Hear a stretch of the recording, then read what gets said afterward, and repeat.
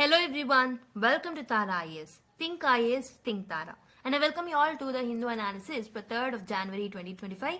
So let's have a clear understanding and analysis of today's important articles from the Hindu newspaper from the UPSC point of view. Let's delve deep into the topics. So before that, a small disclaimer. మొత్తం video చూసిన తర్వాత video కనుక నచ్చినట్టయితే don't forget to like our videos and also don't forget to give your feedback through the comment box. Okay? So కొత్తగా చూస్తున్న వాళ్ళు subscribe చేసుకోవడం మర్చిపోద్దు and click the notification bell icon so that మేము వీడియో అప్లోడ్ చేసిన వెంటనే మీకు notification అనేది అందుతుంది. Okay, so let start the video without any further delay. So let us look at the first article, remembering the impactful legacy of wiseful leadership అని చెప్పేసి ఒక article రావడం జరిగింది. So this article is basically related to Manmohan Singh గారు అనమాట. Okay, so what was the impact that he has created and what was the legacy of his wise leadership? దాని గురించి దీంట్లో మెన్షన్ చేయడం జరిగింది. సో బేసిక్గా ఈ ఆర్టికల్లో they have highlighted some key highlights with regards to the tenure of the wise leadership of Dr. Manmohan Singh. Okay, so mainly during economic reforms time లో, so that is during 1991 to 1996 ఇతను తీసుకున్న important steps ఏమేమి ఉన్నాయో వాటి గురించి mention చేశారు. For example 1991లో we had seen economic crisis, we all know that. We had critical balance of payments issues also. ఆ టైంలో liberalisation, okay, trade and financial policies తీసుకోవడం అండ్ ఆల్సో ప్రైవేటైజేషన్, గ్లోబలైజేషన్స్, ఇవన్నీ పాలసీస్ని okay under his impactful leadership he has taken. Okay, so దీనివల్ల we have seen a transition to a market oriented economy with almost GDP growth of 5.6% చూసాం in 1990s because of the steps that he has taken. And this article also mentions about the first term, okay, when he served as a prime minister during the first term, that is between 2004 to 2009 మధ్యలో ఈ టైంలో high GDP growth చూడడం జరిగింది. On an average 8.5% of GDP growth చూడడం జరిగింది అనమాట. Okay, ఈ టైంలో the several steps that he has taken are poverty alleviation. Okay, almost 138 million people were lifted above the poverty line during his tenure. And he has taken certain initiatives like MG Narega. Okay, so which is a very important scheme even till now. And right to information లాంటి important mile stones reach అవ్వడం జరిగింది. అలాంటి చట్టాలను కూడా తీసుకురావడం జరిగింది. And his first tenure only, in his first tenure only we have saw Indo-US nuclear agreement also. Indo-US nuclear agreement ని కూడా సైన్ చేసుకోవడం జరిగింది. ఇన్ఫ్రాస్ట్రక్చర్ డెవలప్మెంట్ ని చూసాం, రూరల్ ఎలక్ట్రిఫికేషన్ మీద కూడా దృష్టి పెట్టడం జరిగింది అనమాట. And also telecom sector rise ని కూడా మనం చూడడం జరిగింది. And third thing that they mention in this particular article is 2009 to 2014 మధ్యలో second tenure of prime minister టైంలో, ఆ టైంలో మనం ఏంటంటే we have seen some global financial crisis అనమాట. So how he has responded during that particular crisis and what was the fiscal stimulus that he has announced during the second term అనేది ఇందులో mention చేశారు.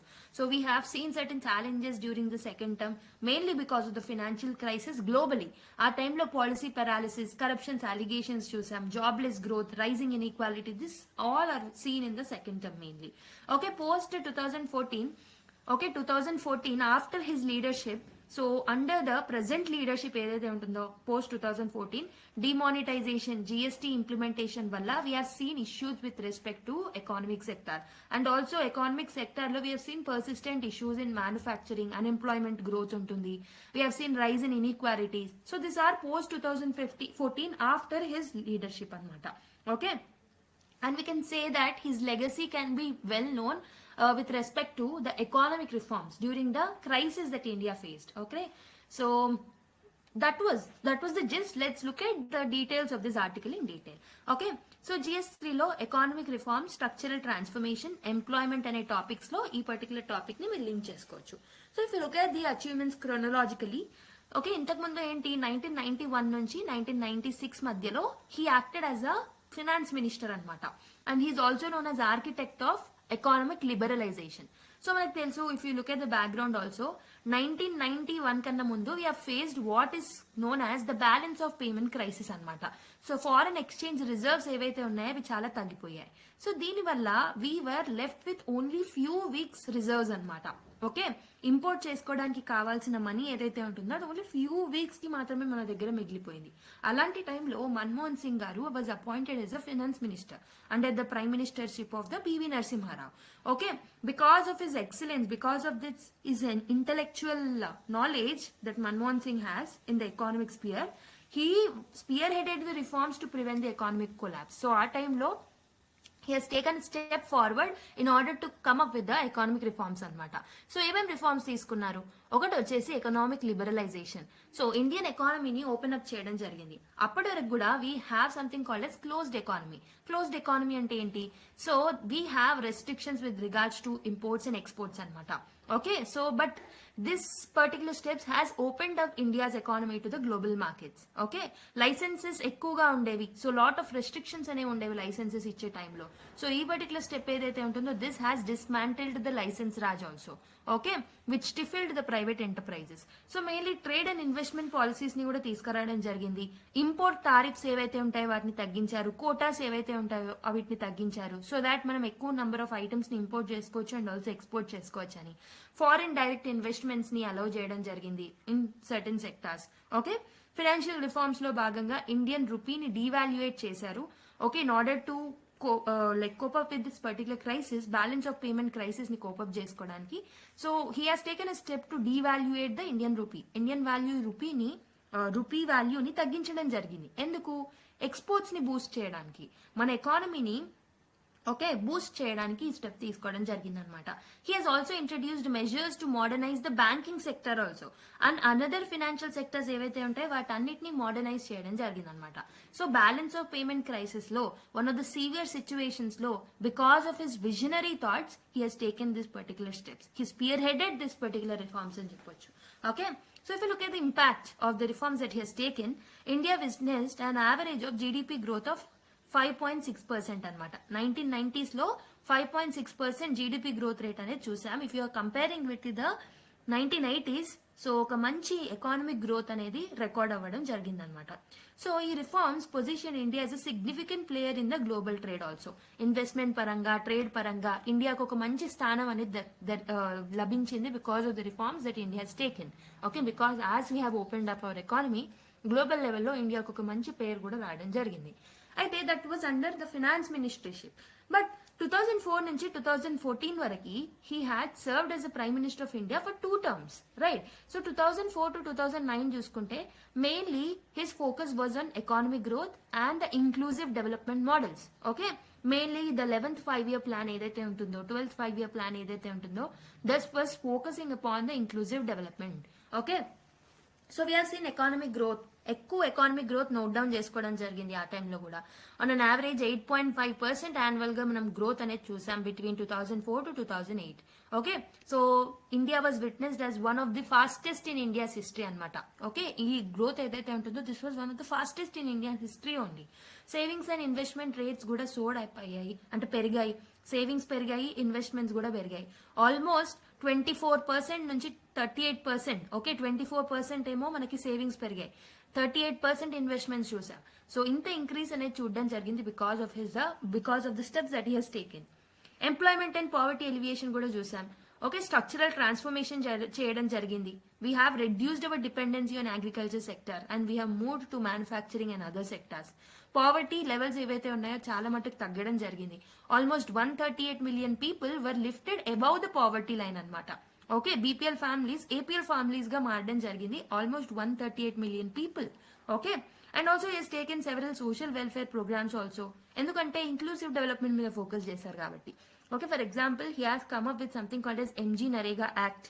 Okay, ఇదేం చేస్తుంది? It provides it guarantees employment to the rural households. Okay, ఇక్కడ ఏంటి?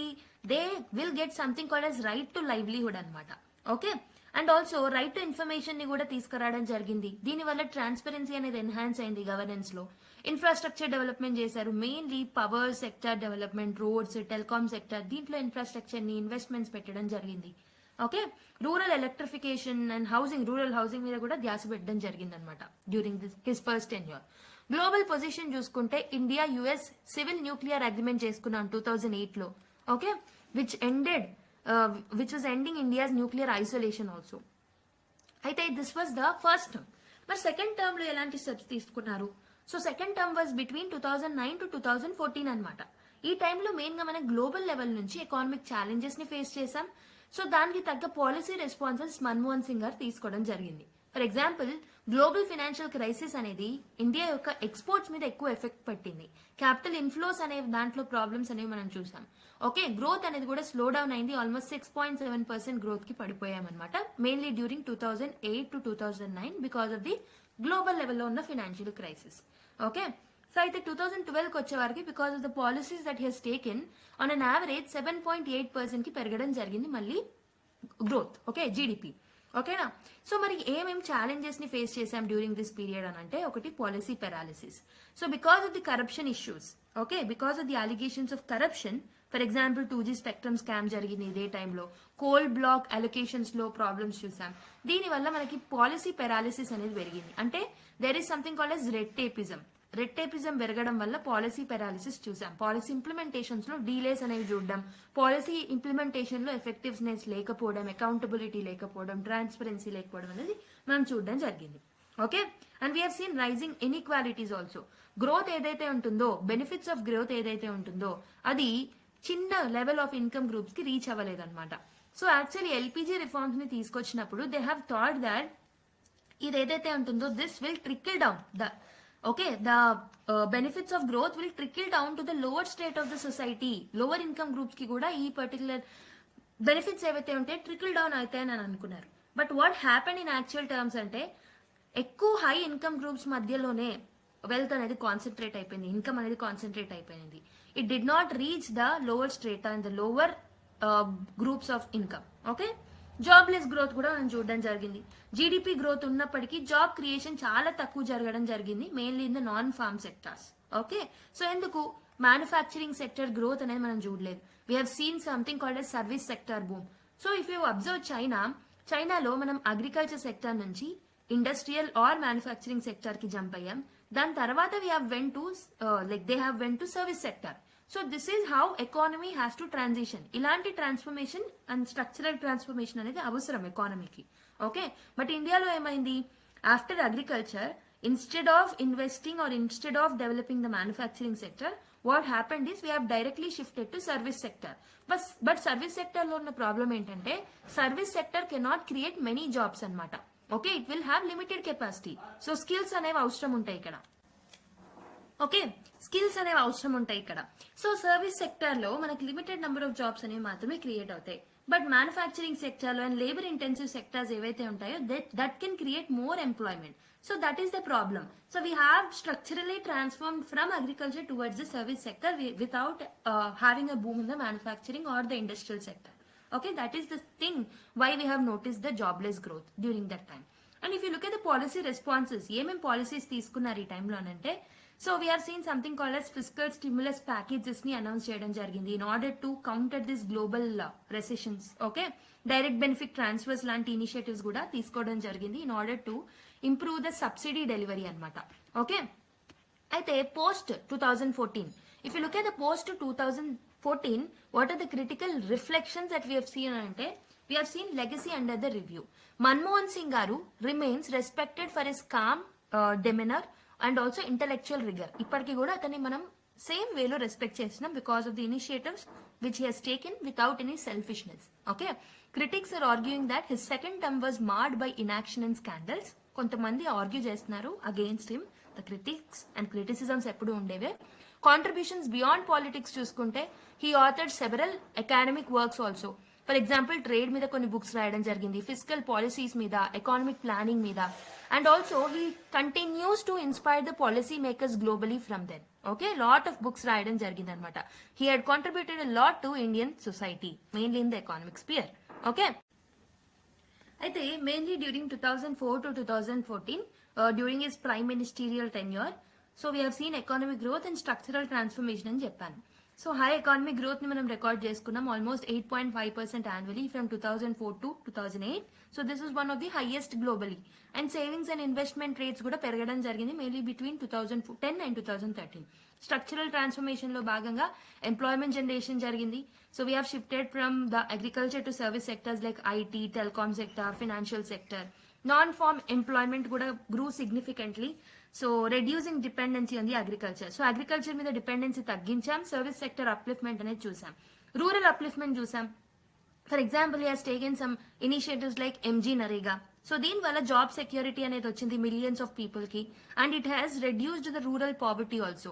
Rural consumption అనేది increase అయింది. It has contributed to the economic growth of the nation. Okay, and ఇతను ప్రైమ్ మినిస్టర్ టైంలోనే, ప్రైమ్ మినిస్టర్షిప్ లోనే we have scene poverty reduction. Almost 138 million people were lifted above the poverty line అని చెప్పా. So he has significantly invested in health, education, rural infrastructure, and we have ensured the social upliftment also. Infrastructure development చూసాం. He focused on roads, railways, power, telecom sector, and sustained growth కోసం ఒక foundation stone ని కూడా వేయడం జరిగింది. Rural electrification programmes చూసాం. Housing schemes మీద invest చేయడం చూసాం.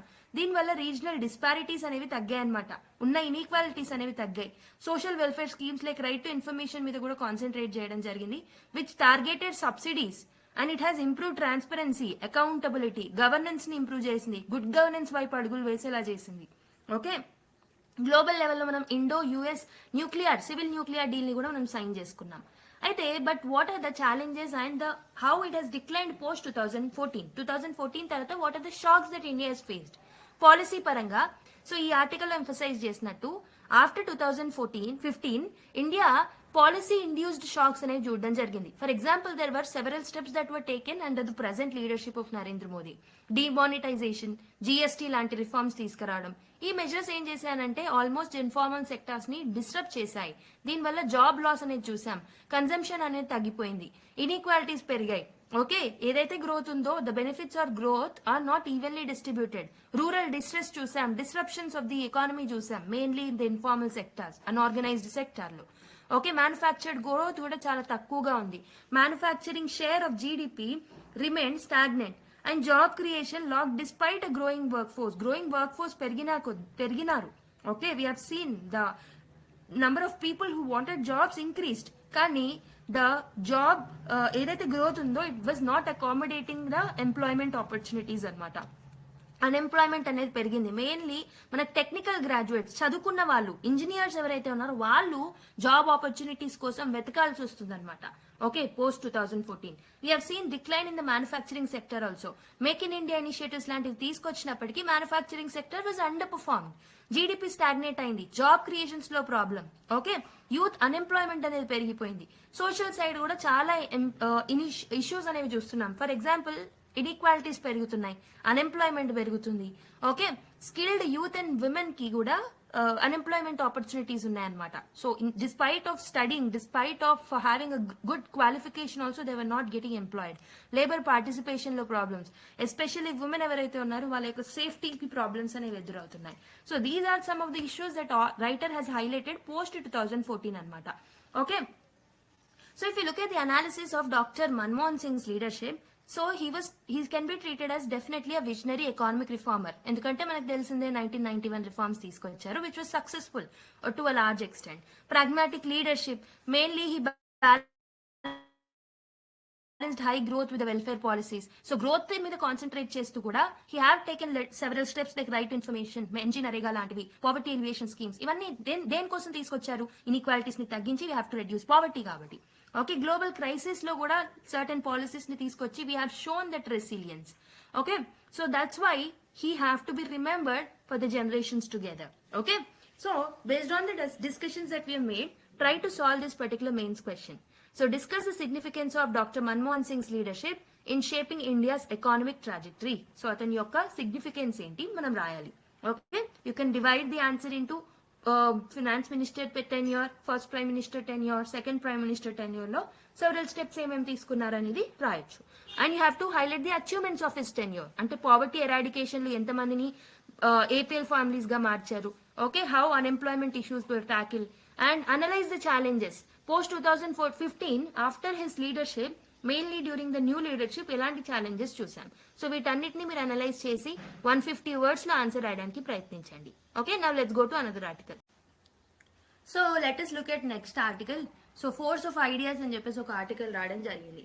సో బేసికలీ ఈ పర్టికులర్ ఆర్టికల్ ఈ స్పీకింగ్ అబౌట్ లోన్ వుల్ఫ్ లో టెక్నాలజీ టెర్రర్ అనమాట.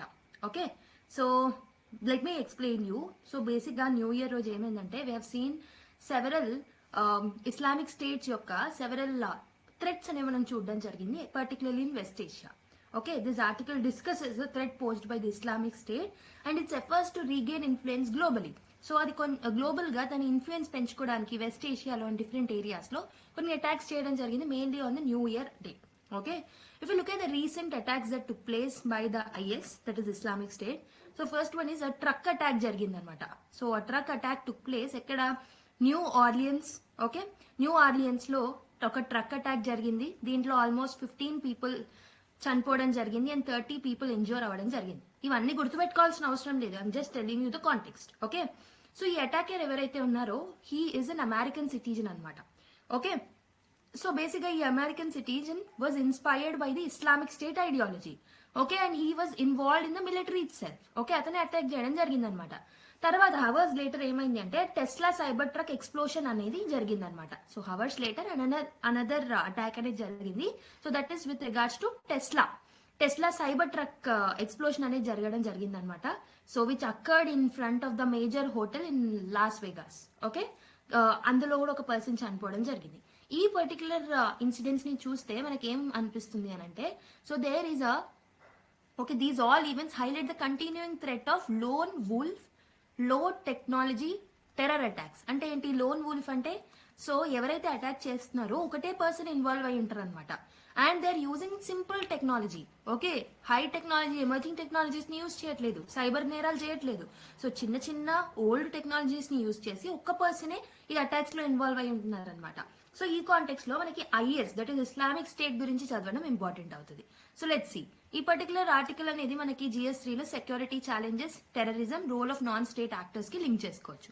ఐఎస్ యొక్క ఎవల్యూషన్ చూసినట్టయితే మీరు 2014 to 2015 IS held vast territories in Iraq and Syria. Okay, physical caliphate ని ఎన్ఫోర్స్ చేయడం జరిగింది అనమాట. ఈ గ్రూప్ ఏదైతే ఉంటుందో the group globalised the terror by inspiring the loan wolf attacks worldwide. So lone wolf attacks అంటే ఏంటి అంటే, ఒక person by inspiring from the IS ideology ఒక్క పర్సనే అటాక్ చేసేస్తారనమాట. Okay, propaganda attracted recruits and sympathisers globally. So basic గా global లెవెల్లో terrorism ని పెంచుతున్నారు, మెయిన్లీ బిట్వీన్ 2014 to 2015 మధ్యలో. సో 2016 తర్వాత వాళ్ళ యొక్క రోల్ అనేది తగ్గిపోవడం చూసాం. Okay, so territorial losses due to multinational military efforts particularly in Iraq and Syria has led to the decline of IS అనమాట. సో ఈ ఐఎస్ క్యాలిఫేట్ యొక్క ఫాల్ ఏదైతే ఉంటుందో దాని యొక్క సెంట్రల్ ఆర్గనైజేషనల్ స్ట్రక్చర్ లో చేంజెస్ తీసుకురావడం జరిగిందనమాట. సో ప్రస్తుతం ఐఎస్ యొక్క రోల్ చూసుకుంటే it has shifted its operation. So basic గా ఇప్పుడు ఇన్సర్జెన్సీ మీద, డీసెంట్రలైజ్డ్ అటాక్స్ మీద ఎక్కువగా ఫోకస్ చేస్తుంది. న్యూ జాగ్రఫీస్ అంటే కొత్త కొత్త ఏరియాస్ ని కాన్సన్ట్రేట్ చేస్తుంది అనమాట, including Afghanistan and also Africa areas కి ఎక్స్ప్లోర్ చేస్తుంది. Okay, it want to explore this particular areas which were not explored before. Targeting of minority groups. Okay, minority groups ఎవరైతే ఉంటారో వాళ్ళని టార్గెట్ చేయడం, ఎస్పెషలీ షియా పాపులేషన్ ఆఫ్ఘనిస్తాన్ లో ఉంటారు కాబట్టి వాళ్ళని టార్గెట్ చేయడం, ఇలాంటి ఆపరేషన్స్ కి షిఫ్ట్ అవ్వడం జరిగిందనమాట ప్రస్తుతం.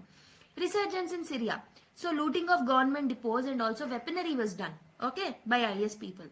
So they attempted to exploit the transitional phase in Syria. సిరియాలో క్రైసిస్ ఉంది కాబట్టి ఆ పర్టికులర్ ఏరియాని కూడా అటాక్ చేయడం జరుగుతుంది. మెయిన్లీ రిసర్జెంట్ ఏరియాస్ ఏవైతే ఉంటాయో అక్కడ అటాక్ చేస్తున్నారనమాట. So if you look at the significance of this is threat, అసలు ఎందుకు మనకి ఇది అవసరం, ఎందుకు ఏ కాంటెక్స్ట్ లో మనం దీన్ని నేర్చుకోవాలి అని అంటే, గ్లోబల్ టెర్రరిజం అండ్ సెక్యూరిటీ పరంగా. సో ఐఎస్ ఏదైతే ఉంటుందో ఇది లోన్ వూల్ఫ్ అటాక్స్ ని ఇన్స్పైర్ చేస్తుంది కాబట్టి ఇది ఎప్పటికీ మనకి థ్రెట్ లానే ఉంటుంది, ఎస్పెషలీ వెస్టర్న్ కంట్రీస్ లో అండ్ వెస్టర్న్ సిటీస్ లో.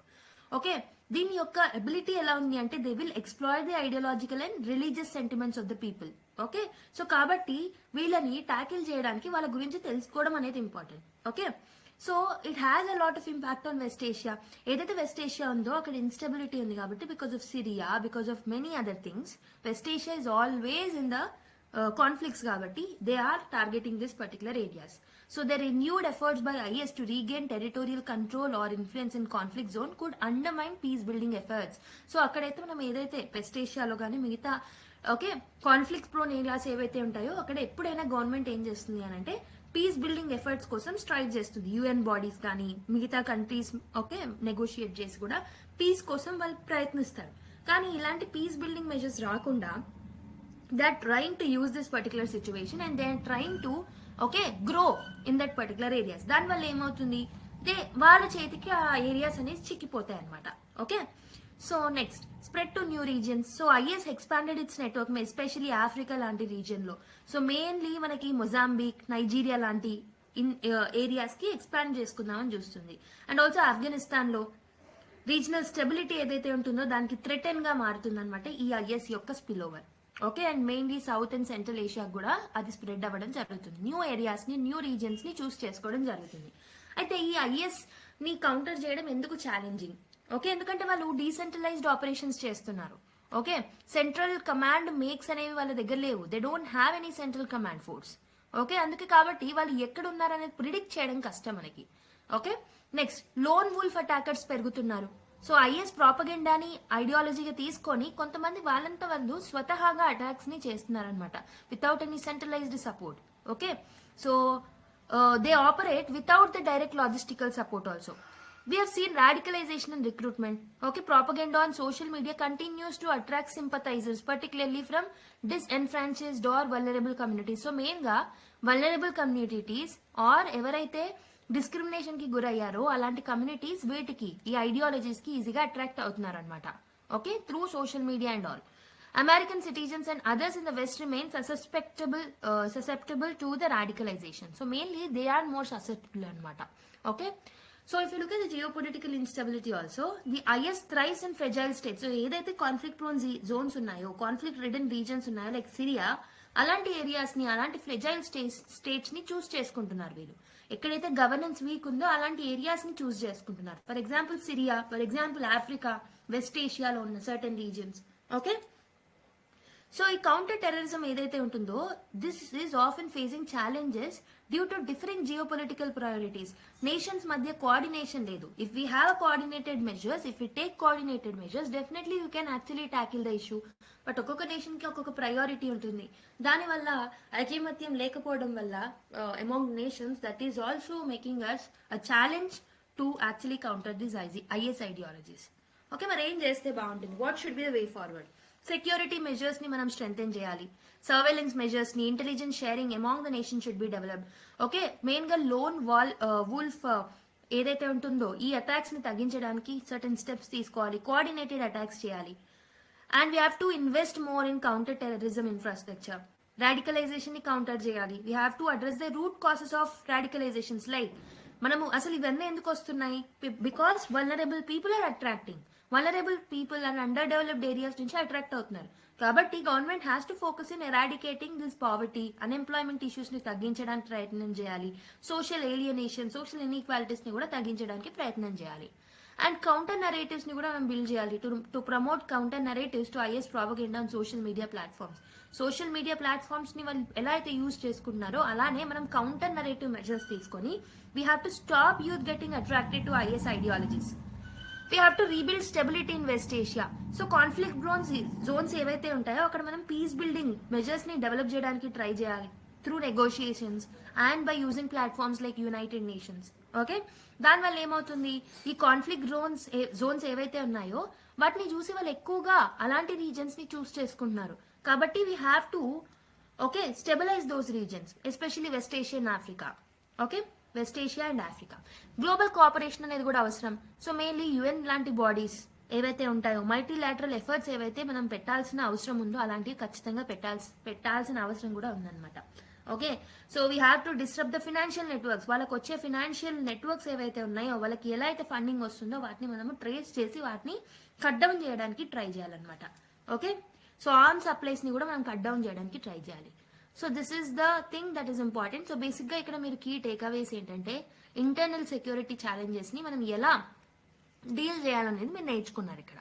Okay, so this is how you can link it with our UPSC mains paper. Okay, so let us look at another article. Should voter ID be linked with Aadhaar to combat voter fraud అని చెప్పేసి ఒక article రావడం జరిగింది. So basic గా ఈ topic మీరు ఎక్కడ link చేసుకోవచ్చు అంటే GS2 లో governance, electoral reforms, transparency and అకౌంటబిలిటీతో లింక్ చేసుకోవచ్చు. సో లెట్స్ సీ ఈ పర్టికులర్ ఓటర్ ఐడిని ఆధార్ కార్డ్ తో లింక్ చేయడం వల్ల ఎలాంటి ప్రాబ్లమ్స్ మనం ట్యాకిల్ చేయొచ్చు. Like why it is important. Okay, let's see why it is important. So ఇదేం చేస్తుంది, it prevents duplication. Aadhaar linking ఏదైతే ఉంటుందో ఇది it can eliminated cases where individual posses multiple voter IDs. So ప్రస్తుతం మనం ఏం చూస్తున్నాం, ఓటర్ ఐడీస్ ఏవైతే ఉన్నాయో so there is duplication. So lot of ghost IDs అనేవి ఉన్నాయి. సో దీనివల్ల ఏమవుతుంది, పీపుల్ విల్ ఓట్ ట్వైస్. దీనివల్ల ఏమవుతుంది, డెమోక్రసీ అనేది వీకెన్ అవుతుంది. కాబట్టి in order to eliminate this multiple voter IDs for single person, okay, we can actually link the Aadhaar card. So Aadhaar card will help. Okay, it ensures that one individual has only one voter ID. ఒక్క individual కు ఒకటే voter ID ఉండేలాగా ఇది ensure చేస్తుంది. దీనివల్ల ఏమవుతుంది, electoral roll యొక్క accuracy అనేది పెరుగుతుంది, ఎన్హాన్స్ అవుతుంది. Next, why it is important అంటే authentication of the voter identity. Aadhaar biometric database ఏదైతే ఉంటుందో మెయిన్లీ మనం ఫింగర్ ప్రింట్స్ ఇస్తాం, ఐరిస్ స్కాన్స్ ఇస్తాం ఆధార్ కార్డ్ కోసం. ఓకే, ఇవన్నీ ఏం చేస్తాయంటే ఓటర్ యొక్క అథెంటిసిటీని వెరిఫై చేస్తాయి అనమాట, మెయిన్లీ డ్యూరింగ్ ది ఎలక్షన్స్. కాబట్టి ఒక ఫేక్ పర్సన్ వచ్చి ఓట్ చేయడానికి వీలుండదు. Okay, so it will help in authentication of voter identity. Combat proxy voting also. So by ensuring that only legitimate voters cast their votes, the system can reduce instances of the proxy voting.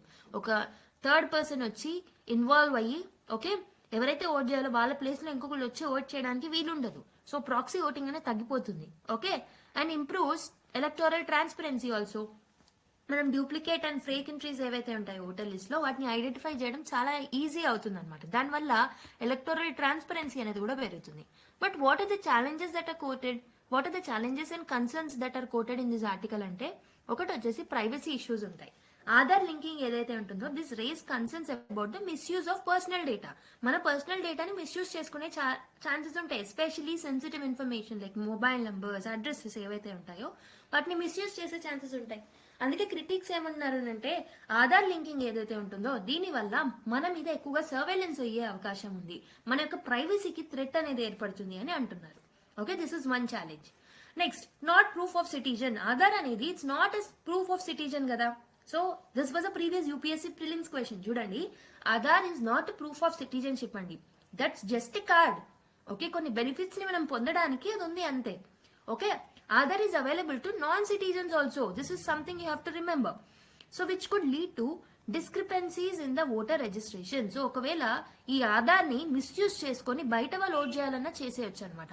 కాబట్టి ఈ ఆధార్ ఏదైతే ఉంటుందో ఇది only non citizens కి కూడా like available గా ఉంటుంది. కాబట్టి there will be a proof of it's not a proof of citizenship. కాబట్టి there can be some discrepancies in the voter registration. Okay, this can be this needed to be tackled in another way. So ఇదేంటంటే more depend on technology ఉంటుంది. We will more depend on technology with respect to this. So Aadhaar database లో ఏదైనా errors ఉన్నా, for example incorrect details ఉన్నా, వాళ్ళు exclude అయ్యే chances ఉంటాయి voter నుంచి. జెన్యూన్ ఎంట్రీస్ ని కూడా ఎక్స్క్లూడ్ అయ్యే ఛాన్సెస్ ఉంటాయి అనమాట. So there will be an exclusion problem and there is an inclusion problem also with respect to outsiders. Inclusion and exclusion problems వచ్చే ఛాన్సెస్ ఉంటాయి. Okay, and also genuine voters కి అవకాశాలు అనేవి franchise అనేది వాళ్ళ franchise అనేది వాళ్ళు కోల్పోయే అవకాశాలు ఉంటాయి. So they will be unable to cast their particular votes and it can be misused by the officials also. Human errors, intentional manipulation, technical glitches ఇవన్నీ చేసి కూడా they may not integrate Aadhaar with the voter ID card. దీనివల్ల election యొక్క integrity అనేది దెబ్బతింటుంది. So these are certain concerns with respect to the linkage of Aadhaar with the voter ID card. Okay, there are certain legal and administrative issues also. Constitutionality of the Aadhaar card చూస్తే supreme court ఏం చెప్పిందనంటే ఆధార్ అనేది only specific purpose కి మాత్రమే మనం use చేయాలి. Especially for example welfare schemes, pan linking అనేది చేయాలి. General identification కి కూడా మనం వేరే కూడా యూజ్ చేసుకోవచ్చు supreme court in several instances చెప్పడం జరిగింది. ఎలక్షన్ కమిషన్ రూల్ చూసుకుంటే ఎలక్షన్ కమిషన్ ఏం చేయాలి అంటే ఇట్ మస్ట్ ఎన్ష్యూర్ దాట్ ఈ లింకేజ్ ప్రాసెస్ ఏదైతే ఉంటుందో ఎర్రర్ ఫ్రీగా ఉండేలాగా చూసుకోవాలి, ట్రాన్స్పరెంట్ గా జరిగేలాగా చూసుకోవాలి, కాన్స్టిట్యూషనల్ సేఫ్ గార్డ్స్ ని ప్రొటెక్ట్ అయ్యేలాగా చూసుకోవాలన్నమాట. అంటే there will be a burden on Election Commission too. International comparison చూసుకుంటే other democracies do not rely on this particular centralised biometric identification system. Like Aadhaar లాంటి వాటి మీద డిపెండ్ అవ్వట్లేదు వేరే countries. So this raises the question whether it will be suitable to India or not. ఇది ఇండియాకి suitable అవుతుందా లేదా అనేది మనకి ఇంకా అవగాహన అయితే లేదు. So we did not see any global examples with respect to that. మరి ఏం చేస్తే బాగుంటుంది? ఒక కాంప్రహెన్సివ్ లీగల్ ఫ్రేమ్వర్క్ తీసుకురావాలి. ప్రస్తుతం ఉన్న ఎలక్టరల్ లాస్ ఏవైతే ఉన్నాయో వాటిని క్లియర్ గా డిఫైన్ చేయాలి. వాటి యొక్క స్కోప్ ఎంతవరకు ఉంటుంది, అవి ఎంతవరకు మనకు సేఫ్ గార్డ్స్ ఇస్తాయి, అవి ప్రైవసీకి థ్రెటన్ చేస్తాయా, ఇవన్నీ ప్రాపర్ కాంప్రహెన్సివ్ ఫ్రేమ్వర్క్ అనేది మనం తీసుకురావాలి. డేటా ప్రైవసీ ఇష్యూస్ ఏవైతే ఉన్నాయో వాటిని ట్యాకిల్ చేయడానికి డేటా ప్రొటెక్షన్ లాస్ ని స్ట్రెంథెన్ చేయాలి.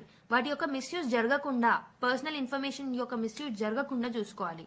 Okay, and we have to come up with independent oversight mechanisms, mainly Aadhaar డేటాని మానిటర్ చేయడానికి ఎలక్షన్స్ లో. And we have to ensure transparency, regular audits ని కండక్ట్ చేయాలి with respect to electoral rolls. ఎవరైనా correct in order to correct discrepancies, main గా బయట వాళ్ళు ఎవరైనా ఇన్వాల్వ్ అవుతున్నారా, నాన్ సిటిజన్స్, అవన్నీ చూడడానికి సో రెగ్యులర్ ఆడిట్స్ అనేవి అవసరం అనమాట. ఓటర్ అవేర్నెస్ క్యాంపెయిన్స్ ని కూడా కండక్ట్ చేయాలి. Okay, so next technological safeguards. So ensure that robust cyber security measures are taken. So Aadhaar information leak అవ్వకుండా, ఓటర్ ఐడి బేసెస్ ఏవైతే ఉంటాయో డేటా బేసెస్ అనేవి ప్రైవేట్ గా ఉంచేలాగా సర్టెన్ సైబర్ సెక్యూరిటీ మెజర్స్ ని కూడా మనం తీసుకోవాల్సిన అవసరం అనేది ఉందన్నమాట. డీడ్యూప్లికేషన్ సాఫ్ట్వేర్ ని యూజ్ చేసుకోవాలి. ఎందుకంటే ఓటర్ ఐడెంటిటీస్ ఏవైతే ఉన్నాయో అవి ప్రాపర్ గా ఉన్నాయా లేవా, whether they are solely relying on Aadhaar, ఇవన్నీ మనము ఐడెంటిఫై చేసుకోవడానికి డీడ్యూప్లికేషన్ సాఫ్ట్వేర్స్ ని కూడా మనం యూజ్ చేసుకోవాలన్నమాట. Okay, I hope so you have understood the analysis of this particular topic as well. Okay, now let's go to another article. So this article, reflection as the world grows more polarized అనే ఈ article ఏం చేస్తుందంటే, this is exploring the growing political, economic and social divisions that are there in the globe. Okay, world లెవెల్లో ఎలా అయితే economic, political, social divisions జరుగుతున్నాయో వాటి మీద ఫోకస్ చేయడం జరిగిందనమాట. సో ఇవన్నీ how these factors are shaping the democracy అనేది కూడా ఇక్కడ మనకు మెన్షన్ చేయడం జరిగింది. So let's see what are the key takeaways of this particular article. Let me give a gist first. Okay, so ఇక్కడ మనకి పోలరైజేషన్ అంటే ఏంటో తెలియాలి first of all. So polarisation అంటే ఏంటంటే, so it refers to the sharp divisions in the society. సొసైటీలో if there are sharp divisions, or politics లో if there are sharp divisions that are happening, okay, దీన్నే మనం polarisation అంటాం. ఇక్కడ ఏమవుతుంది అంటే సర్టెన్ డిఫరెంట్ గ్రూప్స్ ఉంటాయి సొసైటీలో. క్యాస్ట్ గ్రూప్స్ ఉంటాయి, ఫ్యామిలీ గ్రూప్స్ ఉంటాయి, సొసైటల్ గ్రూప్స్ ఉంటాయి, పొలిటికల్ గ్రూప్స్ ఉంటాయి, ఇలా ఎన్నో గ్రూప్స్ ఉంటాయి. అయితే ఇక్కడ ఒక్కొక్క గ్రూప్ ఏం చేస్తుంది అంటే they will go extreme in there beliefs. వాళ్ళ బిలీఫే కరెక్ట్ అనుకుంటారు, దే విల్ గో ఎక్స్ట్రీమ్స్ అనమాట. Okay, and less willing to engage in the dialogue. వాళ్ళు డైలాగ్ ఏదైతే ఉంటుందో, డిఫరెంట్ గ్రూప్స్ మధ్యలో ఆ డైలాగ్ ఏదైతే ఉంటుందో దాన్ని బిల్డ్ చేయలేకపోతారనమాట. సో వాళ్ళకి అపోజింగ్ వ్యూస్ అనేవి ఉంటాయి.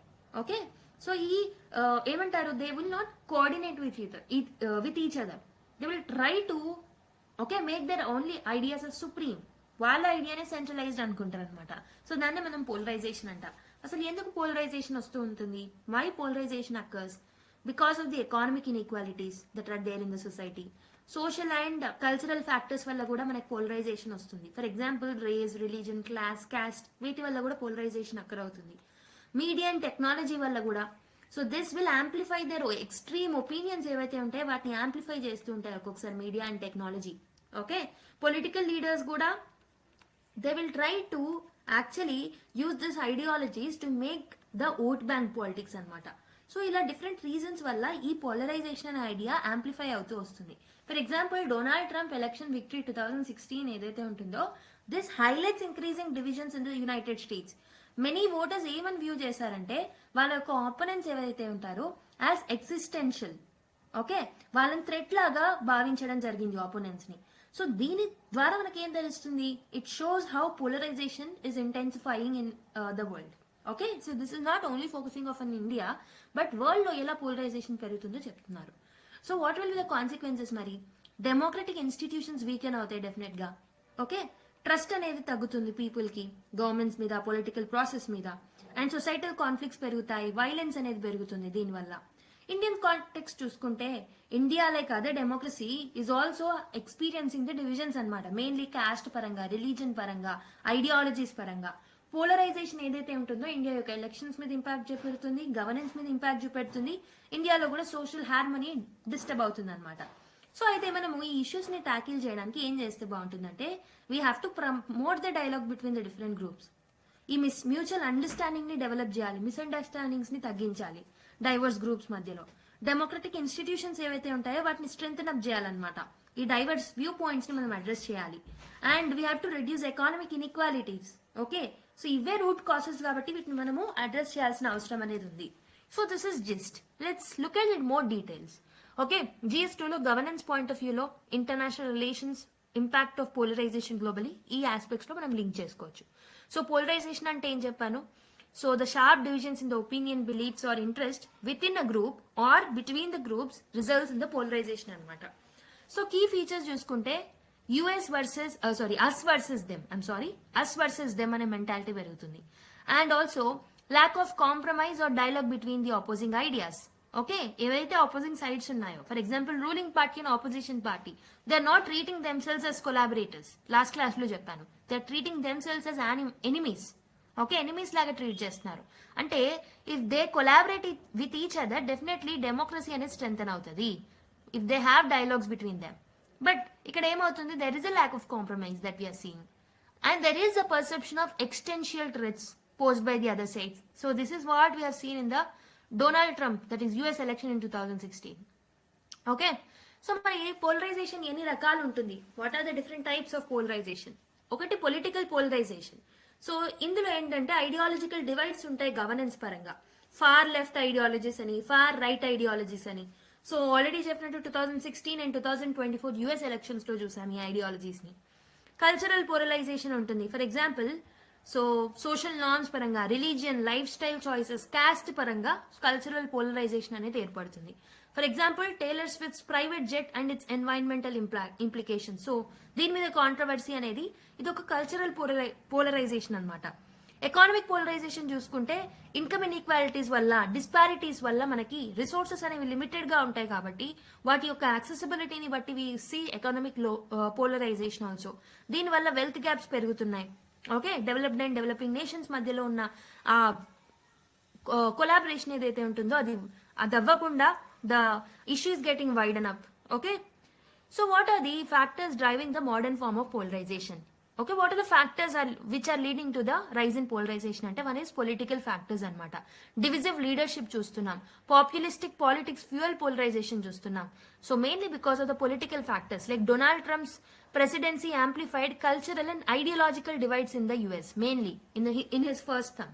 Okay, and social media and technology wrong గా యూజ్ చేయడం వల్ల సోషల్ మీడియా అలాగరిథమ్స్ ఏవైతే ఉన్నాయో, so they prioritise the engagement, right?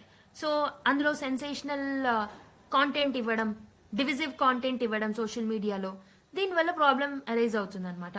Okay, and economic inequalities, mainly income and access to education, health care, employment opportunities పరంగా కొంతమంది accessibility ఉంటుంది, కొంతమందికి ఉండట్లేదు. దానివల్ల డివిజన్స్ ఏర్పడుతున్నాయి. కల్చరల్ అండ్ సోషల్ చేంజెస్ వల్ల societal norms and values shift అవుతున్నాయి because of the globalisation and because of the migration, because of the increase in migration. దీనివల్ల there is a friction between the traditional perspectives and the modernist perspectives. So ఇలా different things and different factors వల్ల polarisation అనేది పెరుగుతుంది. It is getting intensified in the global context. So ఏమేమి impacts ఉంటాయి polarisation పెరగడం వల్ల? What are the impacts? Political consequences ఉంటాయి, democratic values అనేవి ఎరోడ్ అయిపోతాయి. ఓకే, కోఆపరేషన్ అనేది తగ్గిపోతుంది, అండ్ పాపులిజం పెరుగుతుంది, rise of populism. And next social consequences లో సోషల్ కొహెషన్ అనేది తగ్గిపోతుంది, యూనిటీ అనేది తగ్గిపోతుంది. There will be distrust within the communities itself, intolerance అనేది పెరుగుతుంది. Marginalisation of the minority groups will happen. This will further increase or exacerbate the inequalities. Economic impact చూసుకుంటే workplace divisions జరిగే chances ఉంటాయి. దీనివల్ల collaboration తగ్గుతుంది, productivity తగ్గుతుంది, economic growth అవ్వదు, economic inequalities చూస్తున్నాం.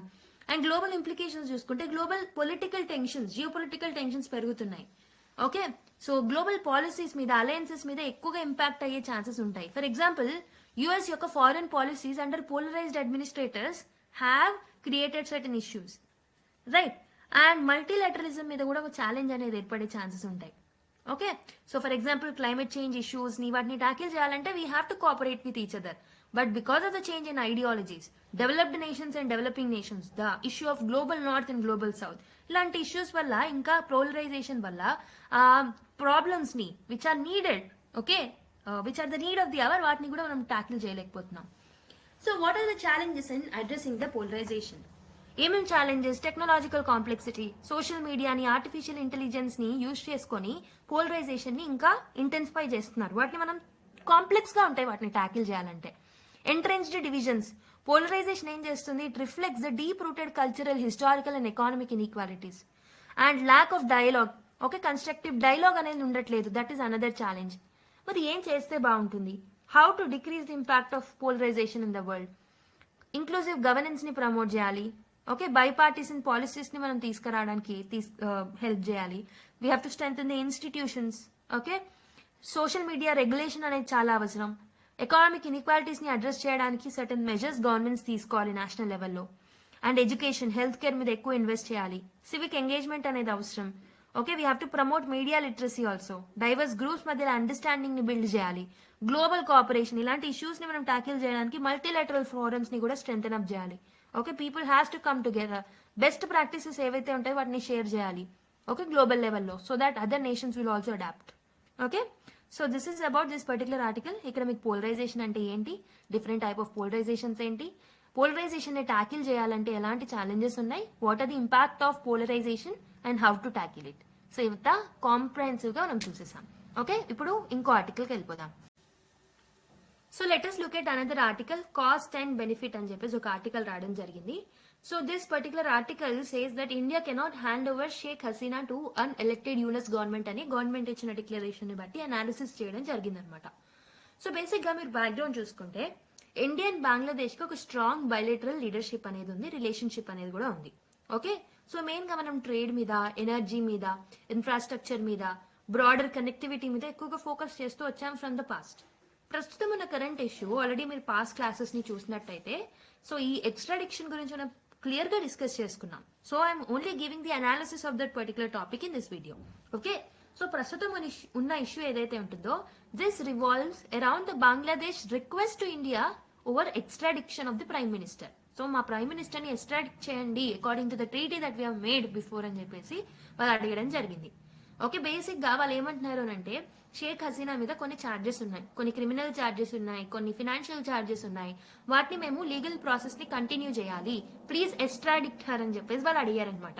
Okay, they are asking to face trial for alleged crimes against humanity that she has done. మరి India ఏం క్లారిఫై చేసిందంటే it says that we value the relationship with the Sheikh Hasina, మేము తనని ఎక్స్ట్రాడిక్ట్ చెయ్యము. Historical గా India Bangladesh liberation war లో చాలా support చేసింది. అప్పటి నుంచి షేక్ హసీనా ఫ్యామిలీతోని మాకు ఒక స్ట్రాంగ్ బాండ్ అనేది ఉంది, కాబట్టి వాళ్ళ ఫాదర్ తో కూడా ఉంది, కాబట్టి వి విల్ నాట్ ఎక్స్ట్రాడిక్ట్ హర్ అని చెప్పేసి ఇండియా ఒక క్లారిఫికేషన్ ఇవ్వడం జరిగింది. అయితే ఇండియా ఏమంటుందంటే this is all Bangladesh internal politics. So ఈ unelected government, that is interim government ఏదైతే మహమ్మద్ యూనిస్ లీడర్షిప్ లో ఫామ్ అయిందో ఇది ఒక అన్ఎలెక్టెడ్ గవర్నమెంట్. సో అది కావాలని ఇండియా మీద ప్రెజరైజ్ చేస్తుంది ఫర్ షేక్ హసీనాస్ ఎక్స్ట్రాడిక్షన్ అని చెప్పేసి ఇండియా అంటుందన్నమాట. So the demand is seen as a politically motivated one. Okay, so this aimed at satisfying the domestic audiences rather than giving a long term justice అని India అంటుందన్నమాట. అయితే India legal framework చూసుకుంటే India ఇంకా Bangladesh ఎక్స్ట్రాడిక్షన్ ట్రీటీని sign చేసుకోవడం జరిగిందనమాట. దాంట్లో proper procedure అనేది ఉంటుంది ఎలా ఎక్స్ట్రాడిషన్ చేయాలనేసి. సో అయితే దానికోసం proper legal and representative steps అనేవి దాంట్లో మెన్షన్ చేసుకోవడం జరిగింది ప్రీవియస్ గా. అయితే ప్రస్తుతం వీళ్ళు అడుగుతున్న డిమాండ్స్ ఏవైతే ఉన్నాయో these are not satisfying with the legal process that is there in the extradition rules. అయితే ఇండియాస్ ఎక్స్టర్నల్ అఫైర్స్ మినిస్ట్రీ ఏదైతే ఉంటుందో వాళ్ళు ఒక డిప్లొమాటిక్ అప్రోచ్ ద్వారా వెళ్దామని చెప్పేసి అంటున్నారు. సో టోటల్ గా రిజెక్ట్ చేయకుండా ఈ రిక్వెస్ట్ ని దే ఆర్ సేయింగ్ దాట్ మీ ఒక కొంతమంది లీగల్ రిప్రజెంటేటివ్స్ ని, కొంతమంది ఒఫీషియల్స్ ని ఇండియాకు పంపించండి, let's have a talk with her, తనతోని డైలాగ్ అనేది కుదిరిపించుకొని మాట్లాడుకోండి. ఓకే, సో ఏదైనా మీరు లీగల్ ప్రాసెస్ కంటిన్యూ చేయాలంటే you can continue on behalf of her, lawyer will be represented. Okay, or else మనం ఒక థర్డ్ పార్టీ అంటే ఐసీసీ లాంటి పార్టీస్ ని ఇన్వాల్వ్ చేద్దాం. ఇలా కొన్ని ఐడియాస్ తో ఇండియా ముందుకు వచ్చింది ఒక డిప్లొమాటిక్ అప్రోచ్ తో. And historical and moral argument చూసుకుంటే ఇండియా అసైలం, లీడర్స్ కి అసైలం ప్రొవైడ్ చేయడంలో ఇండియాకి లాంగ్ హిస్టరీ ఉంది అనే చెప్పొచ్చు. ఫర్ ఎగ్జాంపుల్ దలై లామాకి మనం అసైలం ఇచ్చాం. అండ్ ఇంకొకటి ఇప్పుడు ప్రస్తుతం extraditing Sheikh Hasina would harm India's moral stands అనమాట. ఇలా మనం ప్రతి ఒక్క దగ్గర జస్టిస్ కి వాల్యూ ఇస్తూ వచ్చాం ఫ్రమ్ పాస్ట్. కాబట్టి ఇప్పుడు ఒకవేళ మనము షేక్ హసీనాని ఎక్స్ట్రాడిక్ట్ చేసినట్టయితే అది ఇండియా యొక్క గ్లోబల్ ఇమేజ్ ని హార్మ్ చేసే ఛాన్సెస్ ఉంటాయి. ఓకే, అయితే ఈ ఆర్టికల్లో కొన్ని రికమెండేషన్స్ ఇవ్వడం జరిగింది for both the countries. Okay, ఈ ఆర్టికల్ ఏం చెప్తున్నారంటే both the nation must prioritise diplomatic solutions. Okay, ఇప్పుడు ప్రస్తుతం ఏదైతే ఇండియా అప్రోచ్ అవ్వాలనుకుంటుందో అలాంటి డిప్లొమాటిక్ సొల్యూషన్స్ తోనే ముందుకు వెళ్ళాలి. ఈ పర్టికులర్ ఇష్యూ ఏదైతే ఉంటుందో broader relationship between that both the countries మీద ఎఫెక్ట్ అవ్వకుండా చూసుకోవాలన్నమాట. ఓకే, కాస్ట్ బెనిఫిట్ అనాలిసిస్ అనేది చేయాలి అని చెప్పేసి అంటున్నారనమాట. Both sides, both the countries has to make a cost benefit analysis before taking any decision further. Okay, ఈ పర్టికులర్ ఆర్టికల్ మనకి ఇంటర్నేషనల్ రిలేషన్స్ లో ఇండియా బంగ్లాదేశ్ రిలేషన్స్ రీజనల్ డిప్లొమసీలో యూజ్ అవుతుంది.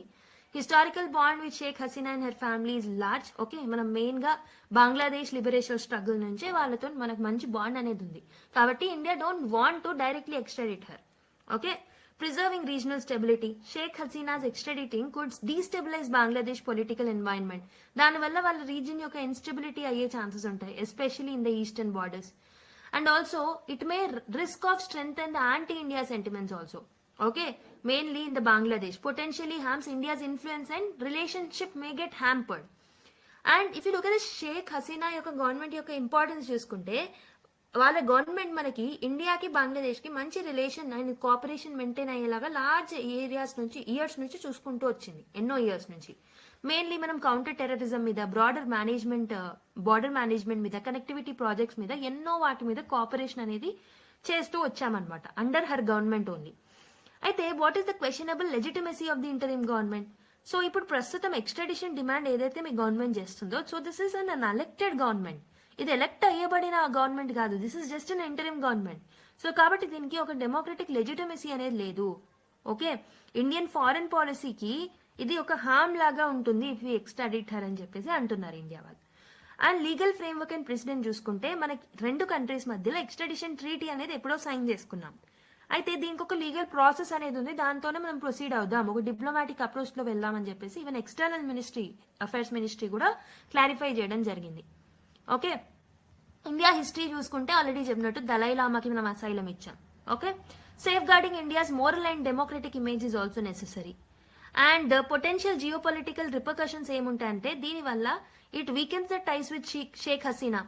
ఓకే, దీనివల్ల it would allow China or other adversaries to increase their influence in Bangladesh if you extradite her.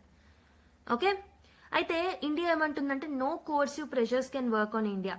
మనం మేము ఒక sovereign state మేము ఏం డెసిజన్స్ తీసుకోవాలో మాకు తెలుసు. India must act in its own strategic interest only. మేము ఏ యాక్షన్ తీసుకున్నా అది మా యొక్క ఇంట్రెస్ట్, నేషనల్ ఇంట్రెస్ట్ కి లోబడి తీసుకుంటాం, మా డెసిషన్స్ మేము తీసుకుంటామని ఒక ఇండియా మీరు ఎంత ప్రెషర్స్ పెట్టినా మేము తీసుకోము, ఓకే, మా డెసిషన్ మార్చుకోమని ఇండియా చెప్పడం జరిగిందనమాట. Okay, I hope you understood this article.